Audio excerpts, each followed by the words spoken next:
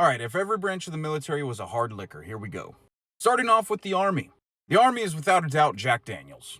They're reliable, they're everywhere, and somehow both the problem and the solution. Drink enough of this, and somehow you think jumping into the wood line at 2 a.m. is a good idea. The Navy. The Navy is Captain Morgan. Because nothing says I've made terrible nautical decisions like a pirate-themed rum. You drink it while pretending you're adventurous, but in reality you've been stuck on the same ship for 9 months arguing about who stole your protein powder. The Air Force. Air Force is that top-shelf bourbon that nobody can afford. You swirl it around and you're like, notes of caramel and superiority. The Space Force. Space Force is absinthe. Nobody knows what it does, nobody knows why it exists, and people swear they see things while drinking it. The Coast Guard. The Coast Guard is Fireball. It tastes like fun at first. Then suddenly you're fighting for your life in 20-foot waves, questioning every decision that's brought you there.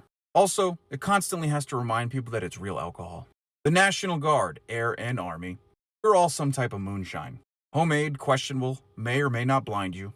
Sometimes shows up and sometimes doesn't. Perfect for weekends or natural disasters. Finally, Uncle Sam's misguided children, the Marines. There was some debate on what the Marines should be, whether it be Mad Dog 2020s or Everclear.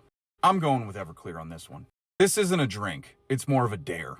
This isn't something you sip, it's something you survive. Everybody remembers their first encounter with Everclear, just as everybody remembers their first encounter with a Marine.